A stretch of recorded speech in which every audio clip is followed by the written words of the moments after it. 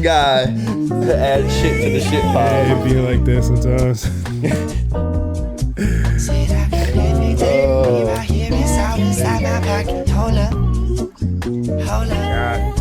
Said I got everything you need right here. It's all inside my pocket. She put all her love and happiness inside my heart and locked it. Yeah, she liked it. Yeah, she liked it. She locked it in the safe, sent it out to space, and it made it feel safe. Well, if that's the case, baby girl, I'm a locksmith. Baby girl, I'm a locksmith. No, I just can't get enough. I spend enough of my peace and time. I need a peace of mind. Put peace together like a slice of pie. Hey. And we're back. This is episode 248 of the No Hangover podcast. As always, you can find us on YouTube, Spotify, Apple Podcasts. Find us on the socials, on Instagram at No Hangover Podcast, on TikTok at No_Hangover. Make sure you like, subscribe, follow, wait, comment across all our platforms. Check out the reels. Check out the podcast. Great stuff, great content. We're back with another one. What's good, brother? How's it going, brother? Chilling, man. Chilling, living life, vibing. Introduce yourself. Let the people know who you are. Shit, my name is Vance. Born and raised in Kissimmee, Florida. Key and Vance. Last name Vance. Rap name Vance with the X as the A. Hey. Yeah, born and raised in Kissimmee. Lived here my whole life. I make music.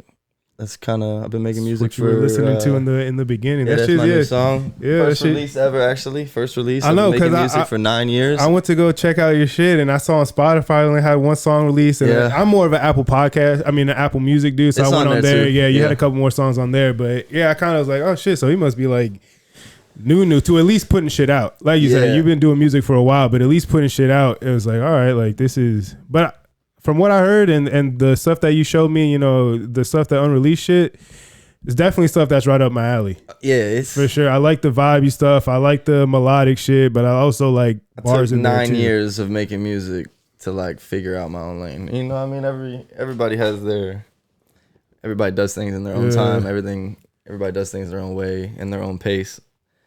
I took a little longer than I probably should have. I mean, I've had real good songs for probably 6-7 years. When I first started, I mean, nobody's really that good when they first start, in my own opinion. I mean, you're good to the people around you that are willing to support you. You know, your closest inner circle, I think, is who you're best to, or your family. I mean, my mom and dad are probably my biggest supporters I have on the planet. Yeah. And I feel like that's important, though. Yeah, for sure. I mean, as soon as I make a song, I run upstairs, put it on the Bluetooth speaker, show mom and dad, be like, yo, check this out. What's it sound like? Y'all fuck with it? Yeah, I was about to say, they keep it real with you? My parents fuck with my music hard. Yeah. If it's trash, like, my mom's going to look at me and she's going to be like, that ain't the one, son. Yeah, you ain't really had to say that. I haven't had my mom tell me that in like 2 years now. Oh, shit. All right. But I just haven't been releasing anything. Like, I went to Miami, made 3 music videos, promoed one, and then hit that, that back off again. Like, I feel like I'm still not ready yet. I was about to ask, is there like specific reason, like just like timing, or is it just I think like it's just me? Because I've had so many people in my circle trying to get me to push shit for, like I said, like 6-7 years, 6-7. But fuck.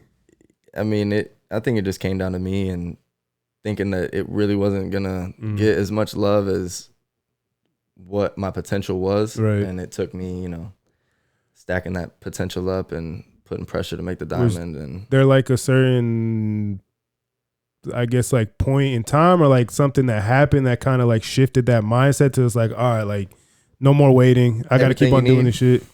I think when I wrote that song in 20 minutes and recorded it in 20 minutes in the studio, and I think it was like right then, like everybody around me was like, bro, like I have the song. Yeah. You sent it to me. I'm gonna drop this one for you if you don't drop it. Like I'm gonna leak your shit. I don't give a fuck. Like, hey, they're telling you. That's like, so fuck. My pops was telling me he was gonna leak it if I ain't drop it, and I was like, all right. Like, so then I just rode the wave a little bit. Made probably 2 more that were pretty good, and then I'd say like since Saturday, like I've just been. Every single one I make is just like, I can drop that right now. Yeah. I just need more numbers. I need more following. I need more people to see my shit, which in 2026 is just money. Yeah, I mean, paying for also promotion, going and getting, like we was talking about earlier. I will say there is something too, because Russ is somebody that Russ very is the GOAT. big. Yeah, that's the goal. Like, I don't really want to sign to a label. But, why? I'm gonna give you all my money for what? But one of the things that he said that he was doing for a while before he got big was just dropping a song every day or every week on SoundCloud.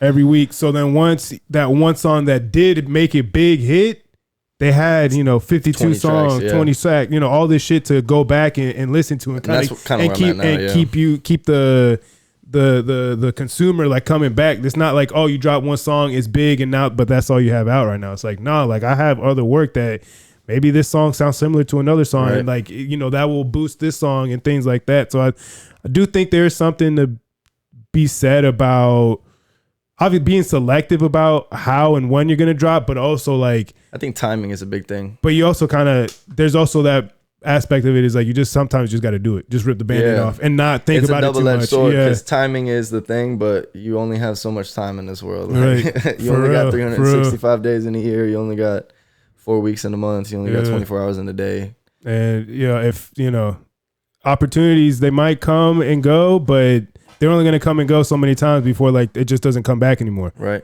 You can have an opportunity to, I don't know, what's an example? Sign to a label. I know that whatever, but that opportunity you might have that opportunity 2-3 times in your life. But if you skip on it on those 2 or 3 times thinking that, well, the next one's going to be the one, right. And then, oh, well, that's all that life threw at you. Take one or get fully dedicated into like solely putting all of your money and all your eggs in your basket to promote yourself and go out there and do every single show. Yeah. So that's kind of where I'm at.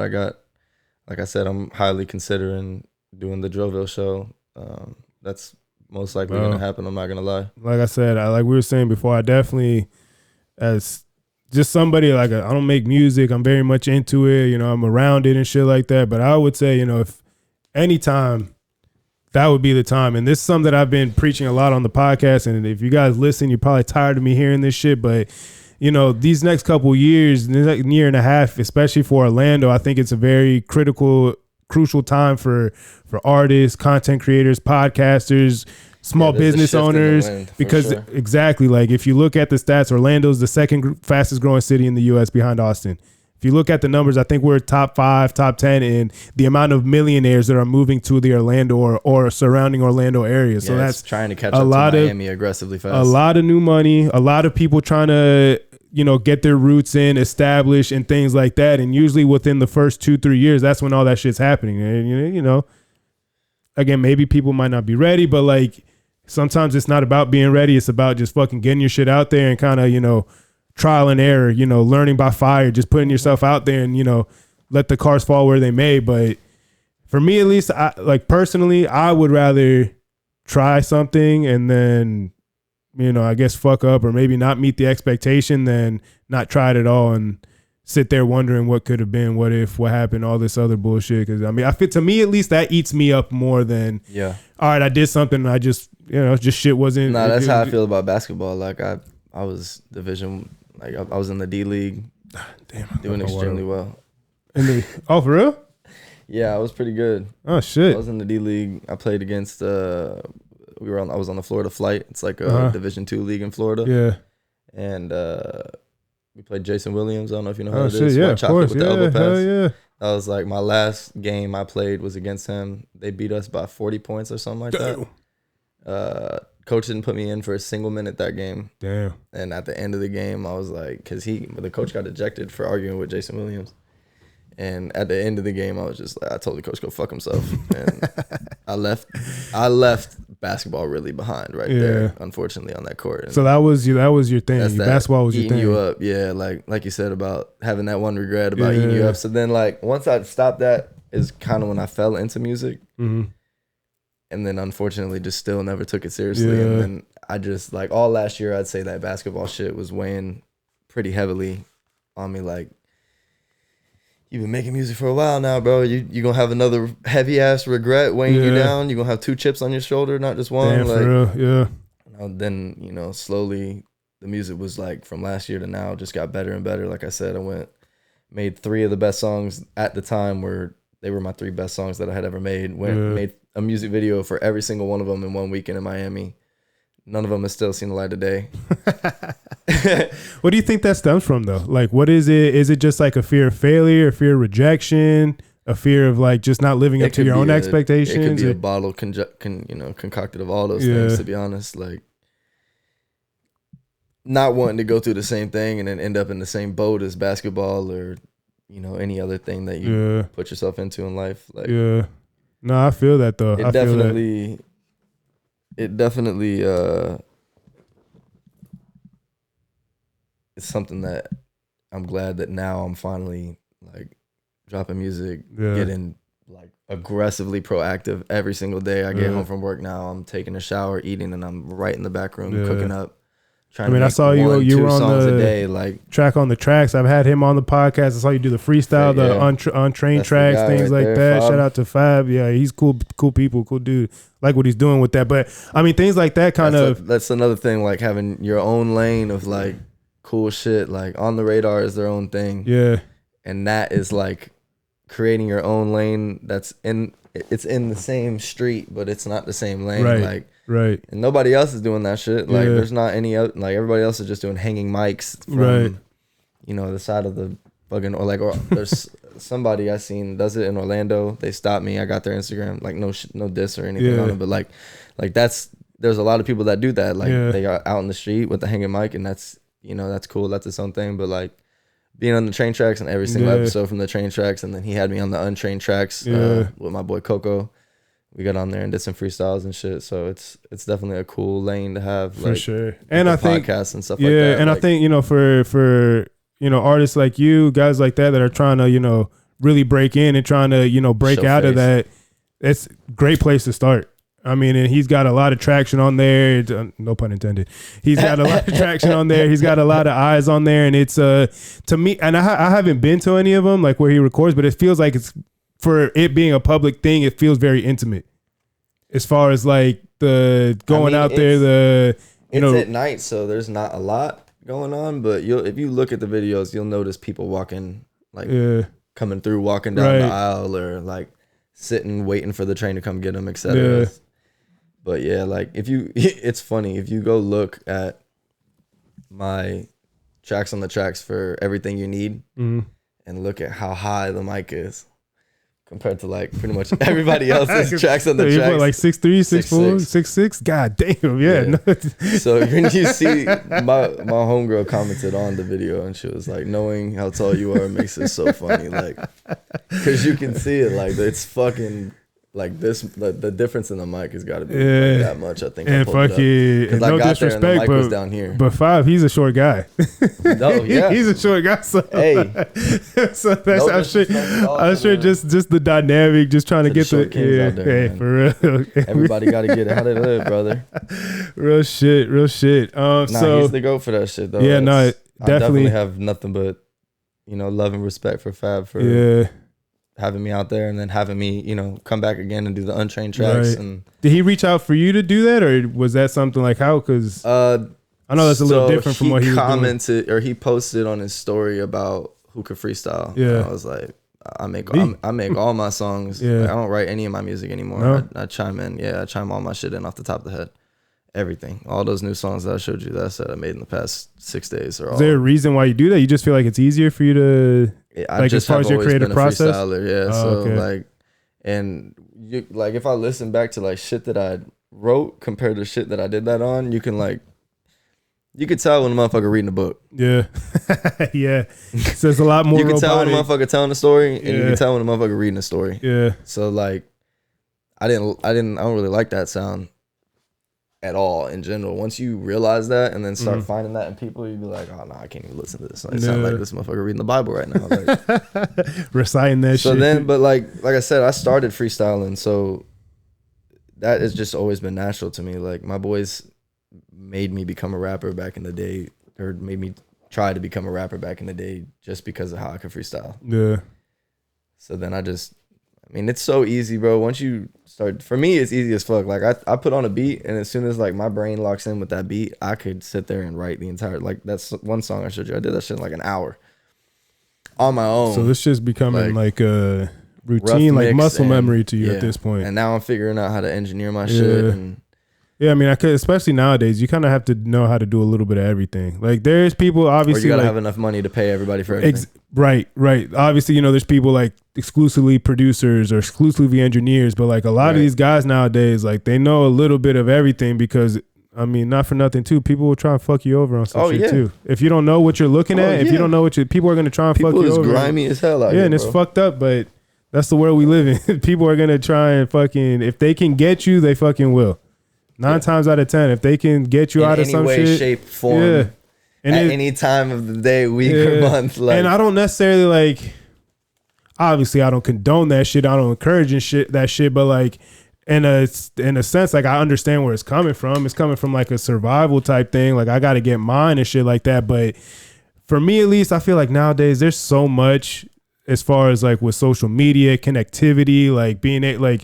You ain't got to do all that now. Like, I understand, like, back in the day where shit was limited and, like, things were very much gate kept and shit like that. But nowadays, it's like middleman is almost non-existent at this point. Like, it's pretty much there for, like if you're, like, formalities or if you're really trying to, like, really big artists, like, really, you know, expensive, you know, what's it called? Expense lists. And you're really trying to do some shit and, like, you really need the label for the financial backing. But besides that, I mean, how many guys nowadays that they came up and they have, you know, 100, no, I'm good right now, 100, you know, 200,000 followers on, you know, IG, on TikTok before they even, you know, you have the leverage at that point. It's like, you know, you can come to the negotiation table with something that's like, well, I've done all this on my own. Like, tell me why I need you. As far as the label. Personal Instagram just texted me off of that. Tracks on the Tracks I did. Texted me and Coco off that Untrained one. Of course, it's probably his manager or somebody in his, you know, management team or something trying to do it to where, you know, they just want me to pay them for me to post my shit on their page because they got traction. Or like DJ Academics hit me up the same way or his management team, you know, whatever. It's obviously whoever not them. Was, they don't have the time of the day to be hitting me up on my Instagram. Like, so it's like, I know it's the ability for it to happen is out there. Like, my boy by 17, I don't know if you know him. Mm-hmm. Have to put you on, check him out. But bro's got his, like I said, I fuck with my music, like I said, because like I feel my shit is its own cool vibe. Like it's chill. Like I have it's all different types of vibes. Like it's not like I just make the exact same shit. Like my influences are like Mac Miller and J. Cole and, you know, like Russ and people like that. Like Tribe Called Quest, Digable Planets. Look at that cup right there. Midnight Marauders tape right there. That's one of the album what it was on was sitting on. Yeah. I was looking at the No Hangover. That shit's tough. Yeah, but Midnight Marauders, Tribe Called Quest is fucking. They're so underrated, bro. So underrated. Like a lot of people don't understand. Like a whole bunch of rappers got like samples, influence from fucking Tribe, and they just don't realize that shit. Like all that jazzy samples and shit like that. Them Digable Planets. The fucking that Native Tongue, all that group right there really started that fucking the jazz influence. Digable Planets live last year. Word. I was right there at the front. They performed at like Tier, one of the big clubs in downtown Orlando. They performed at. And I paid for like a seat that was upstairs, and it was like so dead, bro. Me and my whole family walked right. I was right there, like hand smacking the stage and shit, like right there while they was performing. And this is probably one of their last years this year that they're gonna go on tour because they're getting old. People stop doing that shit, bro. Like, that's just exhausting. Going on tour and shit like that, like. People like traveling just on its own is exhausting. Now having to go and perform and do that in front of people, the adrenaline rush that you get from that shit, and then having to come down, like that shit is exhausting as fuck. Yeah. And now on top of that, now I'm fucking 50, 55, 60 years old still doing that shit. Like, hell nah. Like they was smooth, cool criminals still though, bro. Like it was a cool ass experience to see them live. Like I definitely, I mean, RIP to Fight Dog, but you know, if Q-Tip and them were to get back, that would be something cool to see.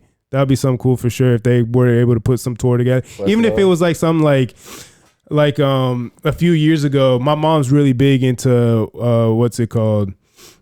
It's not dance music. It's fucking house music. House, like the Stevie B shit and all that. And they did like a a concert at Amway a few years ago, but it was like a whole bunch of artists from that era. So like it was like fucking 20 different acts. Yeah.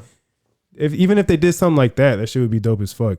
I can't believe the genre of the music is fucking escaping my head right now, but it's like right there. But yeah, I mean that shit. Disco. Oh fuck. Let me fucking look this shit up. Electro That's gonna music. fucking drive me up a damn wall. Freestyle. Okay. Freestyle, like you're my diamond girl, like that type of shit. Yo, my mom loves that shit. She's like, I have 2 tickets. You want to come? Me and my friend are going. You want to come with me? I'm like, bet. But shit like that. But yeah, no, Tribe Called Quest, fucking, if you don't know about them, fucking tap in. They're fucking A1. What's the album? I always forget the name of the album. I listen to it in my car all the fucking time, bro. Yeah, no, actually, I got that. I lived in Pennsylvania for a year, and I worked at Planet Fitness, and the manager, he gave me that as a going away gift. And that shit was when I had Rhymes and Life. Yeah. That is like probably my favorite album by them. For real. First song on the album is called Phony Rappers. That shit's yeah, fuck. But nah, back to what I was saying about 17 organically blowing up. Bro's doing great numbers. I think he's getting real close or already hit or just passed. I don't want to be wrong. One of those 3, but somewhere around like 5K a month listening right now. Oh shit.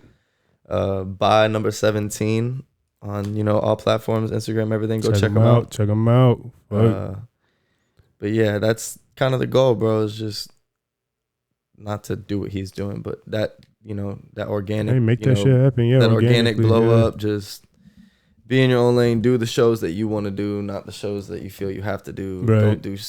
I'm not trying to go do shows that is like, don't feel right. Not in your wheelhouse. Not my, like, I'm not gonna, not that I don't listen to trap rap, but I'm not necessarily gonna go to a show that's exclusively trap rap, because then I'm gonna look like the one white artist in the building that's not singing trap rap. You know what I mean, brother? Like, yeah.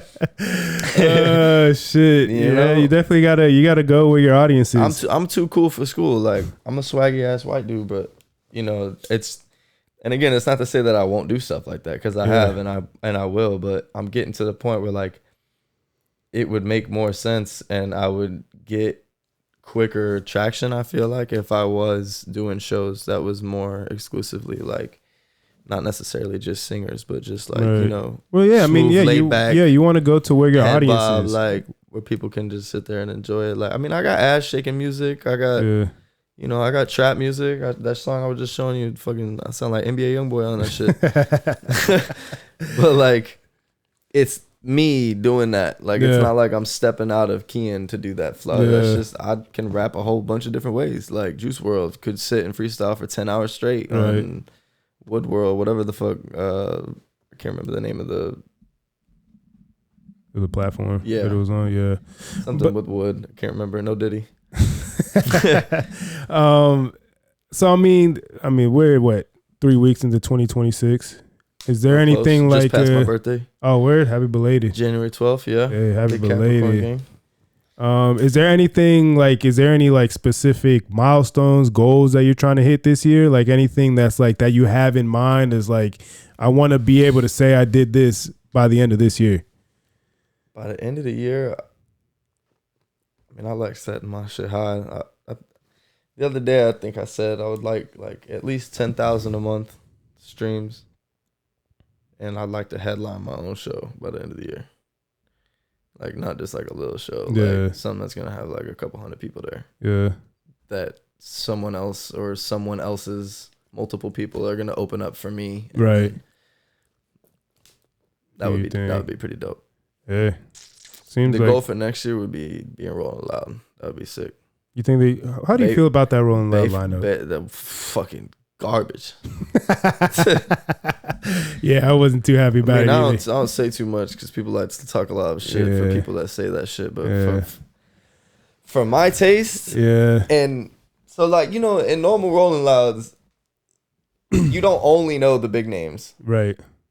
Like I used to be able to scroll through Rolling Loud lists, and I know everybody down to the tiniest fucking name on the very bottom. The only one by itself that's like they ask you if you can see that at the fucking eye doctor. Yeah.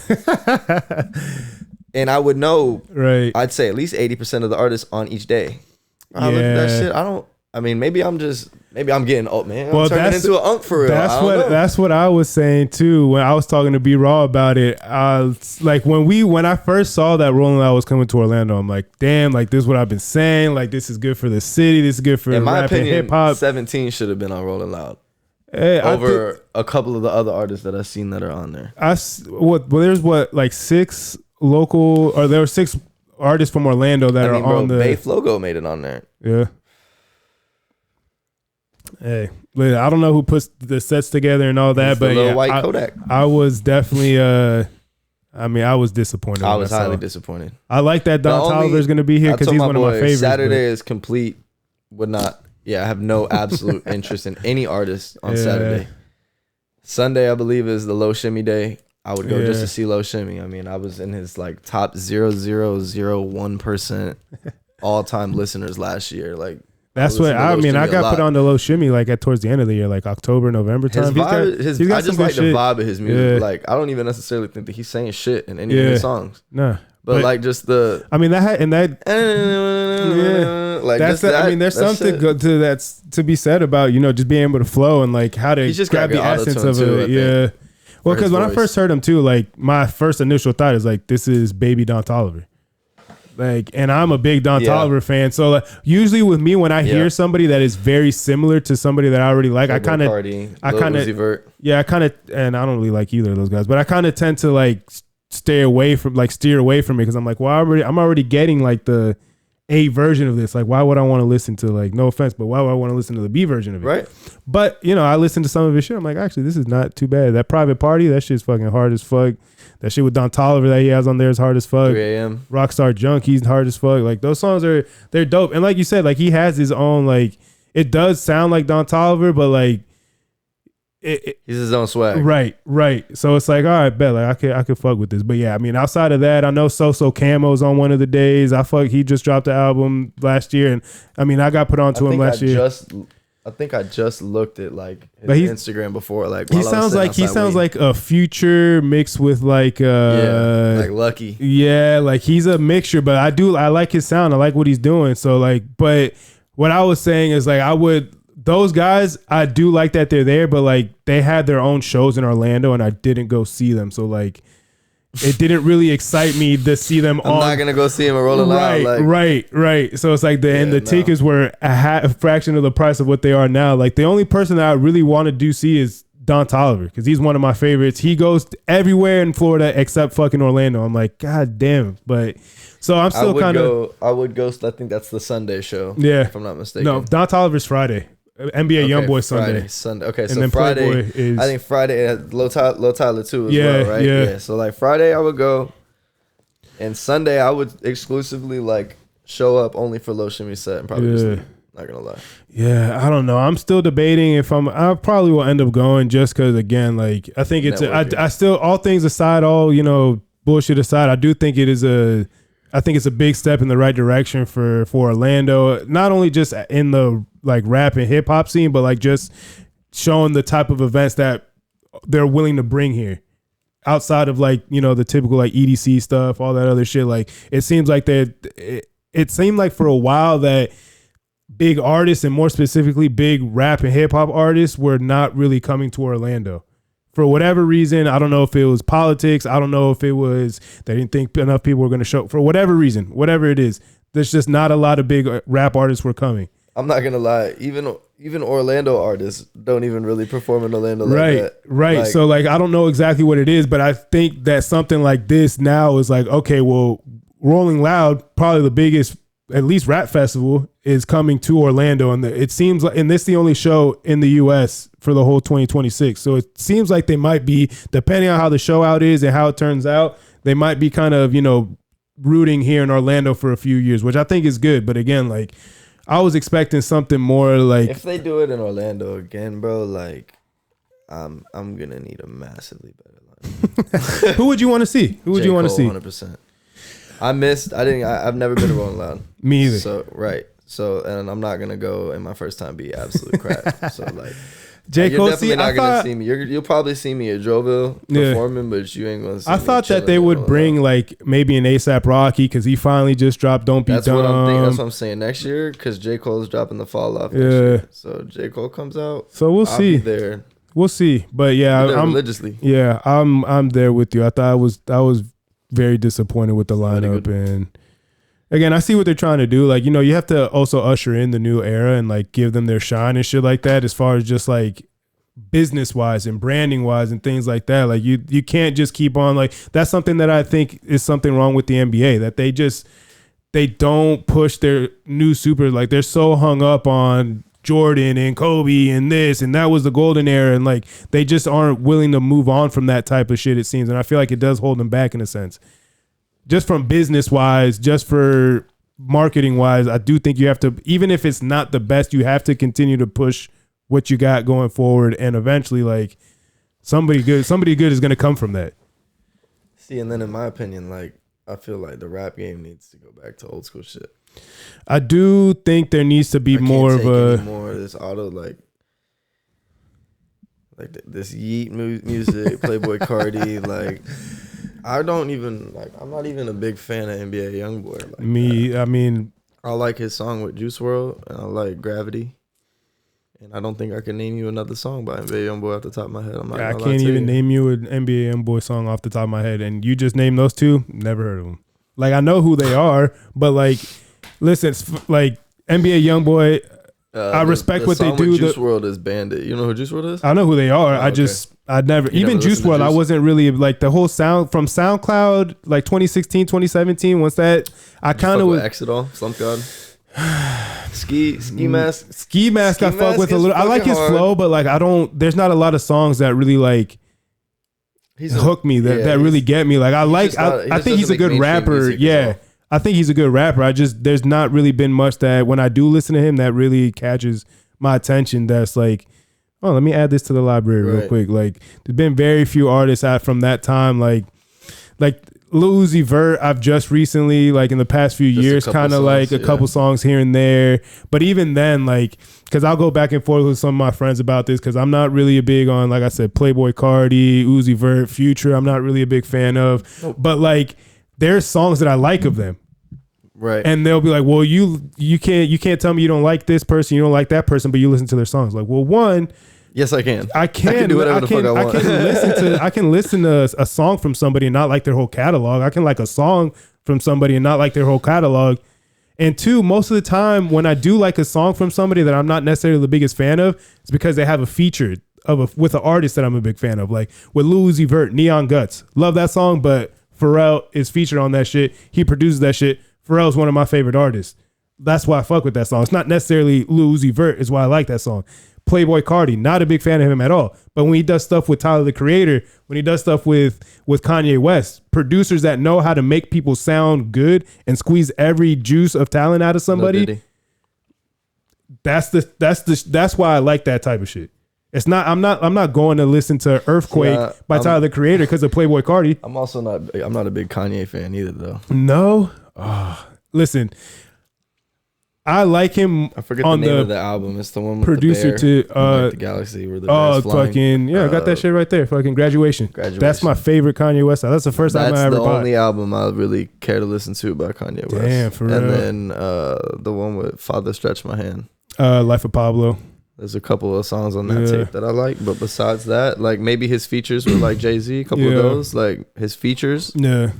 But like, I'm not big on his attitude in life. Well, yeah, I mean, and that really persuades me not to listen to people. Yeah, like, see, I understand that. I get that. I'm more of I can separate the artist from the person, because even like, I mean, R. Kelly,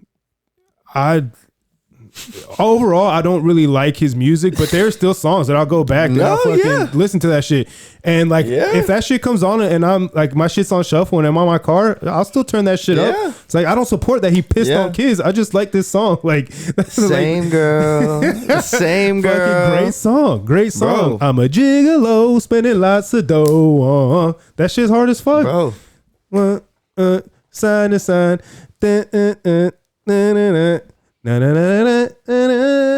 Great song. But yeah, I don't support the shit that he did. Bill Cosby, great comedian. I can't get behind Diddy's music either, though.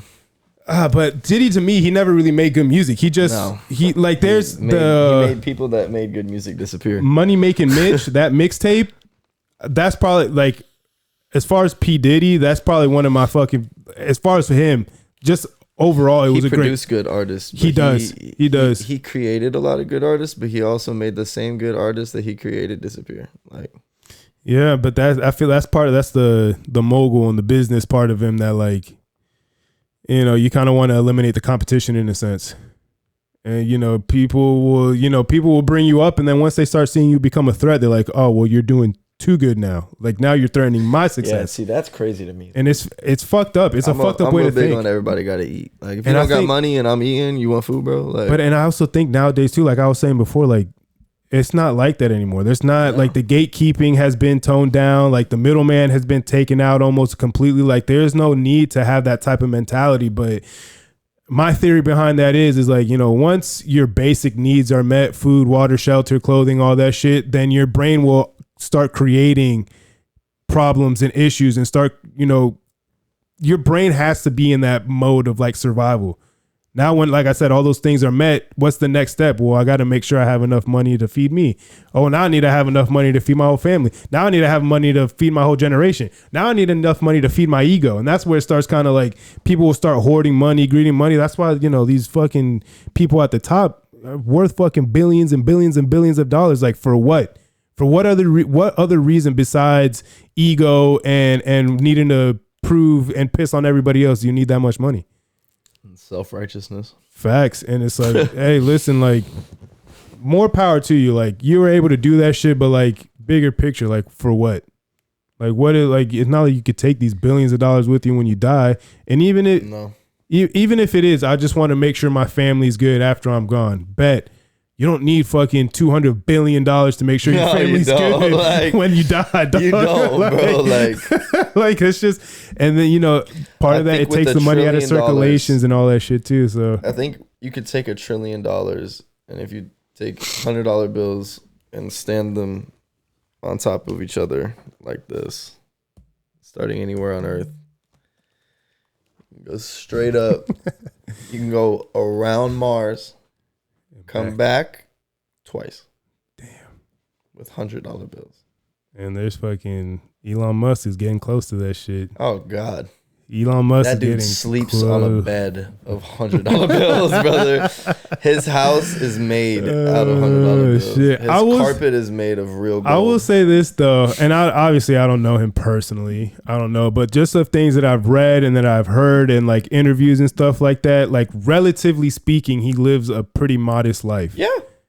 For a billionaire. That's why I got a lot of respect for J. Cole in the rap game because, I mean, people crack on him all the time for being out here and dressing homeless. Like, how do you feel about him bowing out of the beef? Oh man, my boy Coco did the checks with that motherfucker. He loves bringing that up to me all the time because I always talk about Cole and he'd be like, yeah, but Cole's pussy as fuck. And I'd be like, I just laugh, and I feel like Cole kind of gave Kendrick his start in a sense. Like, Cole was the reason Kendrick was shown to Jay-Z in the first place to get on, I think it's Rock Nation, right? And that they have, you know, multiple songs together. They're close, friends. I mean, if someone does that for you, they got to have love and respect for you, and then vice versa for that, you know, being done for you. And then he's, you know, cool with Drake. Had just had 2 songs come out with Drake. And I feel like he should have left the diss song out because that song was fucking fire as shit. Like, J. Cole's diss song on that album was tough. But man, but I think it's like, you know, a double-edged sword. Like, you stay on the beef. What, J. Cole destroys both of them, calls Drake out with evidence for being a pedophile, calls Kendrick out with evidence for anything that. Well, the thing with that is that he wasn't even, because I think it would have been more of like Drake and Cole on one side, and then Kendrick, Future, fucking ASAP, The Weeknd, you know, Rick Ross, all those other dudes that were trying to take shots. And it just seemed like, to me at least, it seemed like J. Cole kind of, he bowed out, but then he left. Fuck the big three.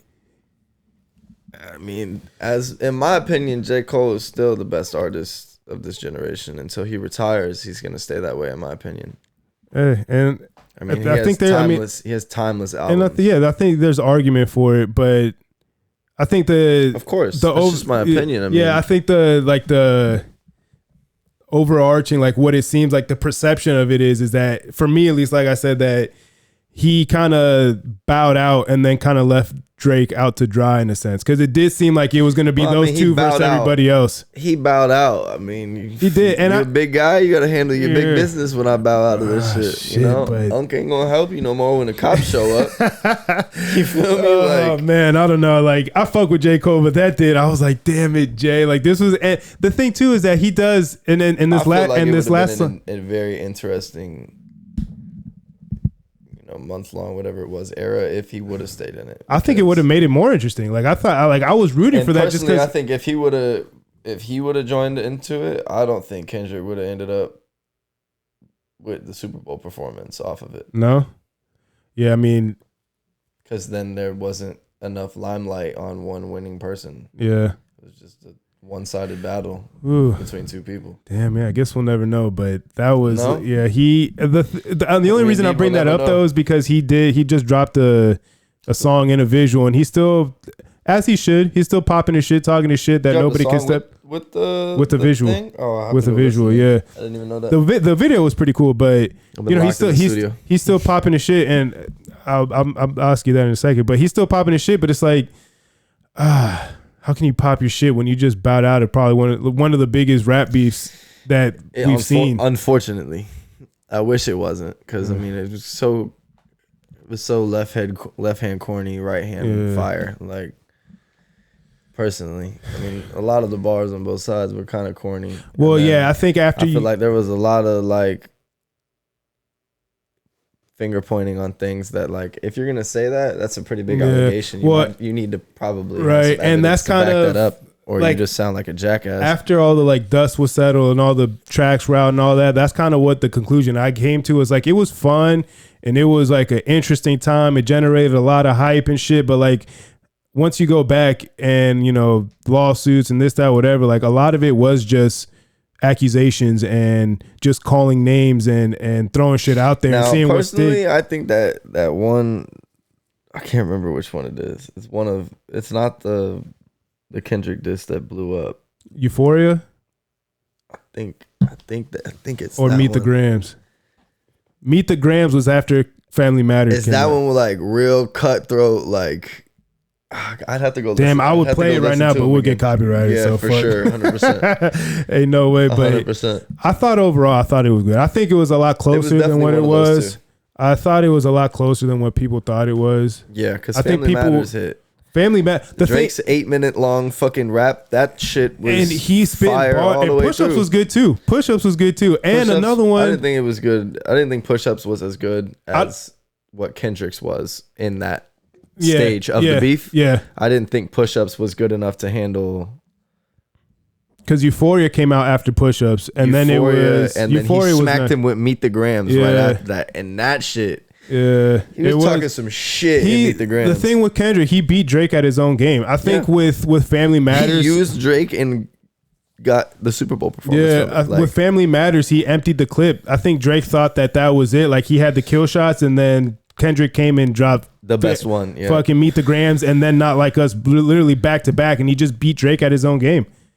But I think if you look at it bar for bar, if you like from rapper to rapper, I think it was a lot closer than what people want to make it to believe or make it seem it was. I definitely don't think it was like a one-sided shit show or anything. Neither. And you also have to take into consideration is like Drake was not just only beefing with Kendrick, but he's also taking shots at Rocky, taking shots at The Weeknd, taking shots at Rick Ross, taking shots at fucking Metro. Like, he's also firing shots at fucking, you know, that 20v1 shit was pretty fucking.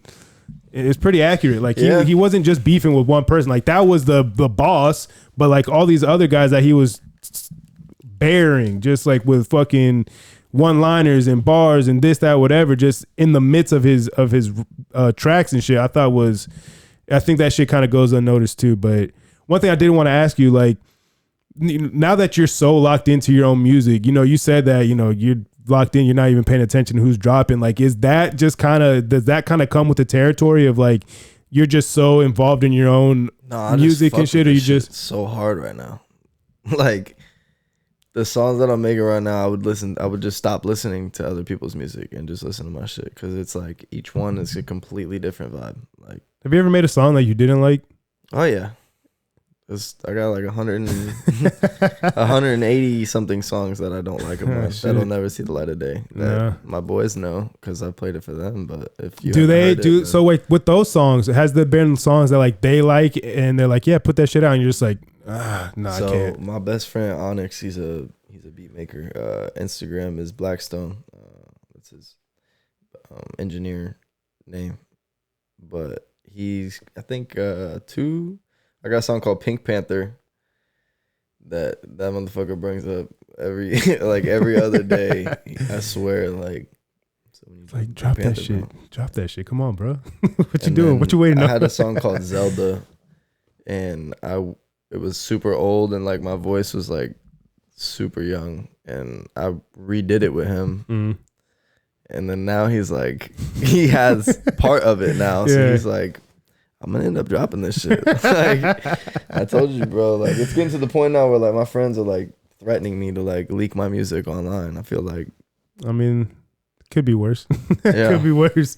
Do you have any plans on like dropping like an album or a tape or like a collection of music or anything like that? Or are you just gonna? Yeah, 100%. Yeah. So like, what day is it today? It's the 21st. The 21st. So I'll probably drop the first Friday of February. Probably drop this song called Truly, and then probably within 2 weeks from that, I'm gonna drop a song with AJ again, and then I'd say by like the beginning of the summer at the latest, I'll have a whole collab album out with AJ. I bet. Probably like a 13 song or so album, and then me and Coco got about 7, 8 songs together, 8, 9 songs together, something like that, maybe more. I mean, I don't know, I'm losing track now, but we'll probably drop a collab album. I have no idea when. I'd have to talk to him about that. I know me and AJ are planning on just going absolutely ballistic and just. So are those? Do you only do features exclusively with them, or like you open? I won't do a feature with anybody that I don't like their music. Fair enough. It's not like I don't like you or anything, or like I won't be your friend, or like I won't, support you or anything. But like, if I can't see myself on a song with your vibe or your music, like I'm not gonna put Playboi Carti on one of my songs. Right, it's not gonna happen. Like, it just doesn't fit my vibe. It doesn't. It's a clash. It's not gonna line up on either my side or your side, because you're gonna want a Playboi Carti type beat. Yeah. And I'm gonna have to try to force myself to rap on that. Yeah. Not saying that I can't, but I don't want to. Hey. Or it's gonna be my beat, my flow, and you're not gonna be able to figure out how to rap on that shit because you're used to, you know what I mean? Like not exclusively that type of stuff, but in that sense, like. No, I mean, and I feel like that kind of gets missed too. Is that like people just think you can rap on anything. It's like, nah, like certain beats have different cadences. You got to find the flow on that shit. You got to find the different pockets of how, do I shorten this word? Do I elongate it? Do I, how am I going to fit this bar in this fucking, on this beat count and all this other shit? And like, people just think it's like, yep, just plug and play. And it's like, no, it's a little bit more, it's a little deeper than that. I definitely plan on getting Raw in the studio. That would be, that's the one thing that I will say. B Raw, especially with that Back to the Feature, because that's when I was really introduced to him, was that Back to the Features tape. To me, and shout out to B Raw, because he used it on one of his promo videos for Follow the Leader. But that motherfucking can get on any fucking beat and make it sound like it's his. Yeah. I met B Raw and Jay. I don't know if you know Jay. Yeah. I met B Raw and Jay. So Jay's actual auntie is my auntie. Oh shit. My mom's best friend. and we go to their place for like all the like Thanksgiving usually, or like Halloween or birthday parties and shit, like just we be over there all the fucking time. So we went over there, and that was the first time I had ever seen like Jay. I met Jay's brother hundreds of times, but I had never met Jay before. Jay had just moved down here, and then B-Raw was with Jay because they're friends. So I met them, and like I said, for sure, shout out to B-Raw, because I met B-Raw and he was like, oh, I gotta I'm doing a showcase at Allure tomorrow. He was like, show up, whatever.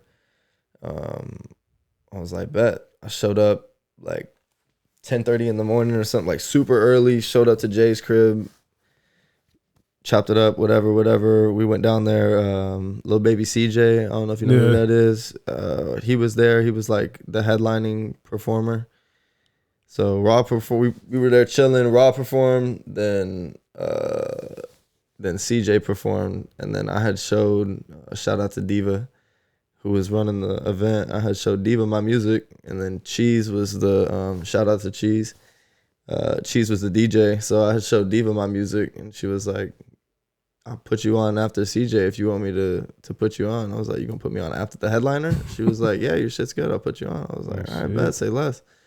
So B-Raw, he was like, "See, I told you, bro. Show up with me tomorrow. I'll put you around the places that you need to be, bro. I know what I'm doing and shit." And like since then, at this point, like, I treat B-Raw like a mentor, bro. Like if I have a question about like life or, more exclusively music, but life shit too, like basic shit, but.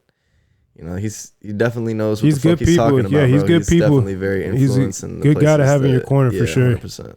For sure, and we've been doing our little podcast, the Rawcast for a few weeks now. I'll definitely spin back for the Rawcast. Yeah, whenever y'all doing that. Yeah, bro. Well, we're working on because he brought it up to me that he wanted to do it, so we've been figuring it out on the fly, like essentially, like we didn't really have like any type of, I guess, like real sit down about it or how we wanted things to look and go. We just recorded, and then we were figuring it out from there.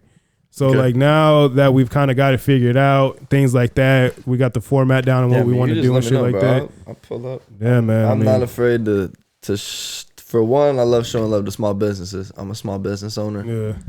I just reposted somebody else's small business on my page today to try to get them, traction. Right. I mean, I don't care if you have 100 followers on your story, bro. You could repost somebody's shit. And that's your 100 followers could be 100 followers that will engage with something that he didn't have those 100 people before. Right, you know what I mean? Like, right. And then if you have 100 people that do that, that's a grinder and a jar. It's altogether? A grinder and a jar. It used to have a one hitter on the bottom too. Damn, that's dope. It's getting like I've had it for years. Yeah, bro. It looks used, but that shit's dope. I've never seen anything like that. It's getting close to seeing its last days. Yeah, that's just dope though. Yeah, but yeah, I worked at a smoke shop for a year and a half after I broke my rib, and you can't let a kid in a candy store. For not real. Only can you not let a kid in a candy store, you can't let a kid work at a candy store. Okay, bro, I got so much fucking shit. That, like, I got this grinder it's like my at-home grinder. Yeah. It's called a Wampit or a Whack-It or some shit like that, and it's like a little bit bigger than this, like just shorter than that, but that type of shape. And it's open in the bottom with a peg in the middle, and it's got 2 of those strings on it, on the inside, like little tiny strings like that. And you just literally, you put your weed in your tray. You just like if that was a bigger nug, I would just like break it in like 1 or 4 and put them, and you just literally press it. And you count to 3, and you pick it up, and your weed looks like that. Wow. I just keep it at home because I forget to fucking charge it, and then I'll bring it out, and I won't bring that grinder because I'll have my other grinder, or I'll just like look what I got, and then that shit don't work. Dead. Yo, that's why I'm not big on technology and shit when it comes to like my smoking products. Like I have a puff coat, but I'd rather just have I have a fire ass dab rig that's got a bonsai tree on the inside of it. Oh damn! That's and dope. I got my boy. Shout out to Jordan Meltz. My homeboy, he's a glass blower. Oh, nice. He had a that shit's so fucking cool to see too. He's the fucking man with that. You'd have to. I'll show you. Seeing that shit is cool as fuck. He made me rubber ducky dab pearls. I was I was his like trial set, and then he proceeded to make like I think like 100 and something of them, and sold all of them at a weed a weed festival or some shit like that. That's dope as fuck. But yeah, back to what you were saying. Like, it doesn't take much to just fucking repost or like somebody's shit. It doesn't. They literally have a button now to repost that shit. I literally posted that shit the other day. I said I'm losing faith in my home state because we've got a lot going on as far as like population and music and money and this and that, but what we don't have a lot going on is love between artists. Facts. Love between small businesses. Mm-hmm. We losing a lot of love between people in general. Like, I've grown up a lot. Like, I tell people that at 21 shit to change. Like, yo, this is like, I just now learned this at 28. Bro, if I could have learned that when I was 21, I'd be in a way different place right now. And you can't go back. You know, you can only, apply what you know for. And then you just sound like an unk for real. Man, bro, why are you fucking... Like, bro, I'm trying to buy my Dutchess right now, bro. Can I please leave the gas station? Like, it's like no, but listen, bro, seriously, like, I'm trying this to give will you change wisdom your right fucking life. This right here, I promise you, these 3 words: smile every day. That's it. Facts. Hey, it really be like that too. It really be that simple sometimes. I feel people be overcomplicating shit. Should be going on, bro. And I feel like like I said, I'm not gonna. These are things that I've done and learned and figured out, which is why I'm saying them. Because if not, then it'd be pointless for me to talk about them because I'll be a hypocrite. But like, I mean, you said that to me on the way over here, right? Like, which is true. Which is real shit, though. It's real shit. It's real shit, though. Like, and you can't say that shit unless you're grown enough to admit that shit. Right. Like, you can't. Like, I can't sit here and have like I'm at the point now where like I can't sit here and have a conversation with a child. Like, if you're not willing to listen about like if on anything, like right. I'll bring people to work with me in my business and I could teach you how to do whatever the fuck I do. Right. And I'm not great at verbally teaching you. But if you can watch and learn by watching, I could teach you how to do whatever the fuck I want. Right. Anything. Like I just went and hung 372 of those doors. I paid my boy, what was it? $5 a door and $20 a door on the double doors like those.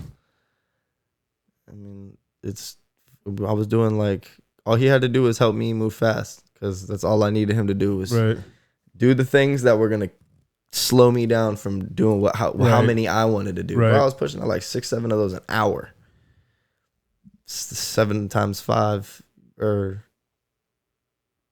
I must be doing the math wrong. Blame it on the weed. Oh no, I was doing 6-7 doors an hour, so he was making like $35 an hour. Yeah. I'm obviously making a lot more than that, but it's. But I mean, if I am doing the work fast enough so that you can make $35 an hour, and in this day and age, you're not gonna go anywhere with any knowledge on said job. I mean, without any knowledge on said job, you're not gonna show up a greenhorn to any job and make more than $20 an hour, $25 an hour, unless you're jumping into like some like serious ass shit. Yeah. Unless you know your experience, you got trade. Like, without experience nowadays. So like I came from the fucking bottom of construction. Like I was the grunt for years, fucking slaving with a shovel in my hand, digging holes in the fucking 102-degree Florida summers for $14 an hour. Hating my life every single day. That shit. Man. And I went through multiple companies of being underpaid and overworked and mistreated. And I got so sick of that shit. Yeah. That now, bro, like I buy all my employees lunch. Every day you work with me, you don't ever have to worry about lunch. I will always buy my employees lunch. You don't ever have to worry about that. Yeah. It's like my standard because I know a lot of people who show up to work and they don't got money that week. They don't even have the money to buy lunch, bro. Right. I was that person. Right. I had no bread that week, bro. I'm sitting there fucking, everybody's leaving for lunch and I'm just sitting there like, have fun.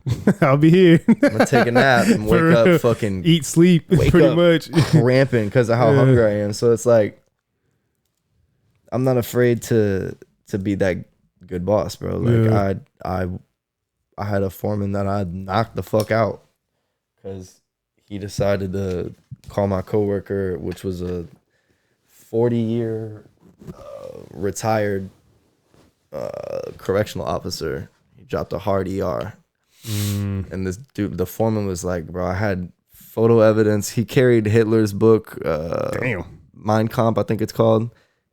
That shit had like post-it notes and highlighted sections. So he was fucking studying. It was like shit. the Bible basically for him, bro. Motherfucker was doing crystal meth. The brake light on his light of his truck, he would pop it out, pull a black or a brown bag out, go on break in like the 20-degree Florida February weather, come back in a t-shirt sweating. What put the fuck bag are you back doing? Right. So like, you get so sweaty, bro. I've dealt with a lot of shitty ass bosses. Yeah. Like, you don't have, people think they have shitty bosses in regular jobs like McDonald's or Walmart or Amazon or construction. Go fucking work in construction. In any manual labor, right you're gonna find the shittiest of the shitty people. And to any woman out there that thinks that their day job is in any way comparison to construction a day in the life of construction, please, you can go to Trojan Labor, you can go to Ready Now, you can go to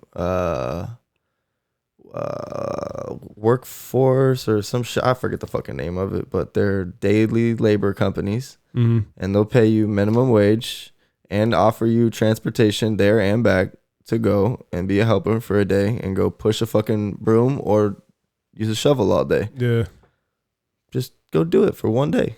Yeah, like shit, for real. If anything, that shit builds character. If anything, bro, that shit will fucking. It's like, not fun. Labor that shit grows you up. Manual labor. You fucking, have to learn. You can't be a bitch. What are you, a fucking pussy? they don't talk. They'll talk to you your like mama raise a bitch. Yeah. Like, bro, they'll talk to you however the fuck they want. There's no HR in that bitch. Bro, I had foremen that would tell me that I'm too black for them. Damn. They're like, jeez. I was like, what's his name sent me over here to work with you. He was like, hell no, you gonna have to go back to him. You too black for me. Damn. What? Where? I mean, I talk like I'm from Florida. I grew up. Yeah. But that, I mean, shit, people be saying wild shit. People really do be saying wild. People in construction are fucking... They're degenerates. They're degenerates, they're brother. Fucking degenerates. They're like 40-year, like... Unless you like have I'll get out of work and I'll have a beer or two and I'll tell my boy, I'll be like, at least I'm coming home from work and I'm just having a beer or two. Yeah. I'm not coming home from work cranking a bottle and beating the fuck out of my wife. Like 90% of the people doing that some are hard ass fucking drugs and whatever the fuck. Like that shit is 8 balls of coke every day after work. That shit is not for the fucking weak hearted. I'll tell you. I knew a foreman that was doing. He was snorting crystal. How the fuck? He was snorting crystal, and then he would dust his weed bowl with heroin to bring him down when he got too high off the crystal. And inside of his little box that he had all of those drugs in was a fucking KKK dog tag. I'm like, bro, where the fuck am I right now? Like, what in the actual fuck is this? Is this 1922? Like, god damn. Yeah, people are fucking. And where also am just kind of like this is the Matrix or something. Like but also like, I guess just like on a lighter note, just like as a owner of a company, like why would how do you just allow those type of people to be in positions of leadership? Yeah. Like, because the owners of the company are the same way. I guess that's the only thing that would make sense. Like, people ask me why I don't hire more people onto my company so that I can take on more work. You know how hard it is to trust somebody that I can how am I going to trust that I can leave you at a job and do exactly what I need done, right, without either doing it completely fucking wrong, fucking something up, sitting on your phone the entire fucking time, which again, I was guilty of those things myself, but I grew up and I own the business now. Now, again, like I told you, bro, like lately I show up to work whenever the fuck I want. I own the fucking company. Right. And I work so goddamn fast that can't nobody work as fast as me in whatever I do in construction. Because anything that I can tell you that I know how to do and I take the job on means I've done it so many fucking times that I can do 7 of those doors an hour, 8 of those doors an hour. Right. The old man was looking at me like, what the fuck is this guy doing? The owner of the company came in. He was like, oh, they got you doing the doors, huh? Because he hired me to do other stuff. Yeah. And I was like, yeah. He was like, how many doors you do in an hour? I was like, I think my record is 10. I was like, I just did 6 this last hour. He just shook his head and then started belly laughing and then looked at the vice president of the company and was like, this kid's making too much money. Let's go. Because I was making like over $50 a door. Yeah. And I was dishing out $5 to $20 a door, depending on the type of door that I was doing. Yeah. And I was doing 6 to 10 of them shits an hour. Yeah. So, you know, yeah. it took me, I started working with my father when I was 12 years old. I was making like $25 a day back then, doing little ass fucking, but for 12 years, whatever he could have me doing to make some money so that I could have some money for myself. $25 is fucking, that's I'm the richest man in the world. I hit 15. I started making like $50 a day. 16, he bumped me up to like $75 a day. When I was 18, like the last year of me working with him, I was making like $175 a day to $200 a day, depending on like how long the day was. Right. So then, you know, I went and did plumbing, did that. I did plumbing for like 4 to 6 years or something like that. I went from like greenhorn to lead man, and then was in my second year of plumbing school, passed the math exam in year 2 of plumbing with 100% with day one of the first round of COVID. That shit just smacked me, and I'm in my bed on the Zoom call. Was the only person in class that passed 100%. Called me and fired me the next day because I didn't show up to work. That was before they passed the thing that they couldn't fire you for not showing up because of COVID. Damn. Cruel world. Cruel world. Fuck so then I went and I did woodwork, bro. Yeah. I did masonry and concrete. I did painting. I did fucking tile. I did flooring. I mean, you fucking name it. Like, I've literally done just about everything. I don't really dabble in AC work like that. Yeah. I mean, that's just was never anything that I really, that's like its own fucking baby, because you have to know all 3 things just to know that one. Like, I know base electricity, I know journeyman level plumbing, right? I know, you know, semi-master woodwork. Like, I'm good as fuck with doing any type of woodwork, like crown, baseboard, trim. Like, I got crazy ass shit that I built with my dad over the years. One-stop shop. Fuck. So it's like, you know, now that I've reached the point in my life where I can pick when I want to work, how I want to work, how much I want to work, how much I make. Mm-hmm. It's picked the perfect time for it to fall into. Now I'm picking this time to where I'm going fucking crazy with my music. Right. So it works out because now I'm staying up till 3 a.m. in the morning. Yeah. Making fucking 2 songs once I get out of work. And then I wake up at fucking 10 in the morning, mosey into work at 11, 12. Stay there till like 5:36 whenever my dad closes the job site up. Yeah. Haul ass, take a shower, eat some food, and go right back into the lab. And then I've been playing my best friend that I've known since I was 6 years old.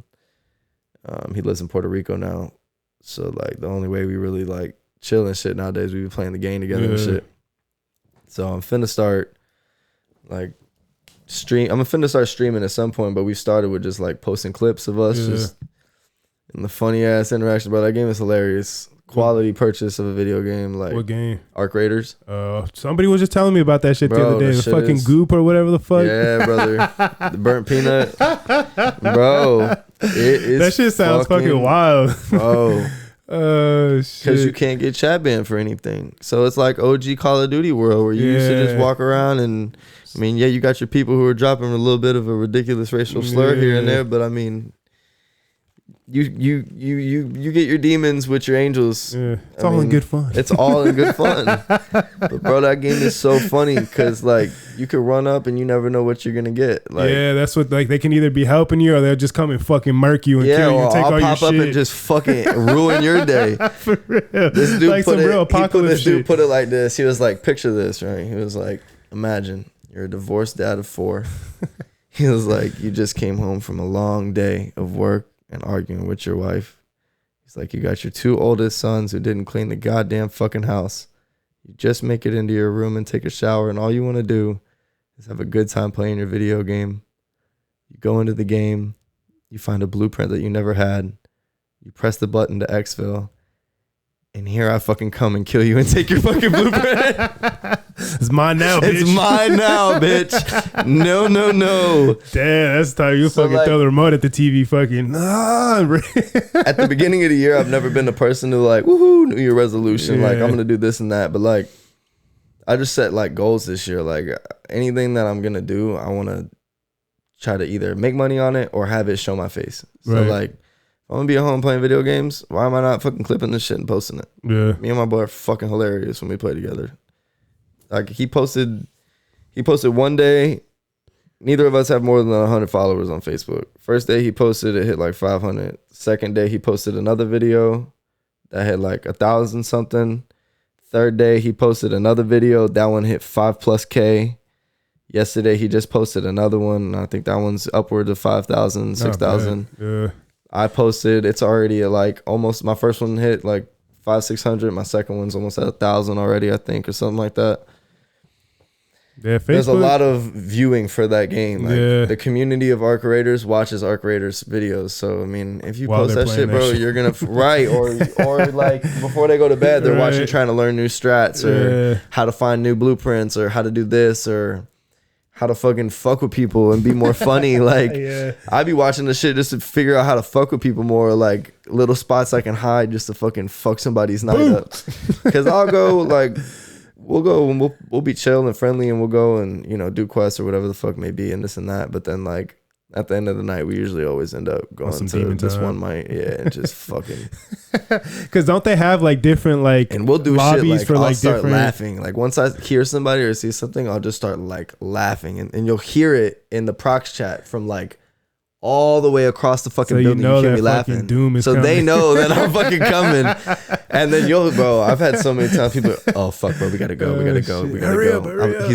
I don't have a safe pocket for this blueprint, bro. He's gonna take it. And then as soon as I heard that, the door opens and they're running up the stairs, and I just start laughing as I gun them down from the back, bro. My blueprint now, pussy. Don't they have different lobbies for like? It's different maps. Yeah. So like, if you want to be just on some friendly shit, you could just like, all right. So like, usually solos, if you're just playing by yourself, is meant for that. Yeah. But the second you play with one of your boys, you're asking for the Antichrist. Like it's honestly give or take too. So like the game is based off of like what you do. So like if you specifically go in there with your boys every single lobby and are trying to like fucking kill people, it puts you in lobbies with people that are doing the exact same fucking thing. Okay. But if you go in and religiously are in lobbies trying to be friendly, donating shit to people, helping people do this, then it puts you in lobbies with people like that. And then you start ending up with lobbies with people that are just like freely throwing blueprints on the ground for you. Like, here, bro, I have too many of these. Isn't that wild? Isn't that such a wild? So that's why I fuck with the game. Cause like you could change your play style in one night. Yeah. I could play 4 rounds of friendly and then play 2 rounds of demon time. And it's fucking a whole new world. Like it's like the sun went away and the moon came out just like that. All it takes is 2-3 games, bro. Shit. That really is wild though. Like, because that shit reminds me of shit like Walking Dead and stuff like that, apocalypse stuff. How like it really could be like, and maybe not with zombies and stuff, but like say there was an apocalypse or something like that. Like it really could be like people being nice to each other and trying to help each other out, or it is just like that, or like no, for real. It's every man for themselves. No, it's every man like, for themselves, brother. Fuck you. Give me everything you got. Actually, I need that. I need that food. I need them bandages. Fine line between fucking just people being kumbaya and people being fuck you. This is all mine. It's razor fucking thin. It's razor a small fucking gap, thin, bro. But yeah, that's just fun. Video games are fun. I'm more of like a 2K. No, my boy AJ's 33rd in the state right now in 2K. Oh shit! Damn, I'm not that good. Fuck. I don't play it at all. I was always like, why are we inside playing basketball on a video game? We can go play ball right now. But yeah, you're an actual hooper. You could do this shit in real life. For us guys, I mean, I'm athletic, but basketball was never really my thing. I could get by because I was athletic. I'm golfing. Like that's my. Since like golf. For the past 2 years, golf has been my thing. I'm not a golfer. That is one thing. That shit is so much fun. If I'm not like recording music or playing video games, 9 times out of 10, I'm watching golf, like YouTube golf. Like Bob Does Sports or Grant Horvat or Luke Kwan. I mean, I'm going to have to get into Sports. something like that because now I tore my Achilles for a second time. Fucking fun stuff, fun sports is kind of out of the question now. Like, I had my run. that shit is done now. So I need to go find a more chill hobby like golf or some shit like that. Maybe some pickleball. I don't fucking know. Some pickleball. I'm fucking I heard that shit is pretty fun. But Bowling. Hey, I love bowling too. I'm streaky, but when I'm good, when I'm on, I'm on. But when I'm bowling, pool, darts, darts, I'm all right at. Cornhole I'm all right at, but pool that's another one that I can't get it down. We like even growing up, I had a pool house in my house, and I just could not get that shit down at all. Like, and that would be another one. I would be streaky, I would be really good, but 9 times out of 10, ass. Like I could not. So me and Jay did this video. I don't know if you've seen it on my page where it's like that one pro pool player be like, yeah, I did see that shit. So the first one, I have this I literally ripped a latex glove to only be the 3 fingers like a pool glove. Oh, it's like a pink ripped rubber glove. So that video did, I think now it's like real close to 200K if I'm not mistaken. When it was right around like 100 or like 120, Raven Q's commented on there. It was like, our gloves are better. You should give them a try. Do you feel like so I DM'd him and I was like, if that's how you feel, I was like, send us a box of some shit. I was like, on our next video, we'll rock it. So they sent me 2 t-shirts, one for me, one for Jay, a hat, and medium large and extra large glove. We did that second video. The second video hit 200K quick. Yeah. So when it hit 200K, I hit him up and I was like, I think I need a Q. So they hit me back, bro, and they sent me like a $650 Q. Damn. Me and Jay still got to go make that video. But do you feel like doing those videos like helps like with your music as far as getting exposure to your music? I don't think it really gave me exposure much for my music, but it does put traction. Right.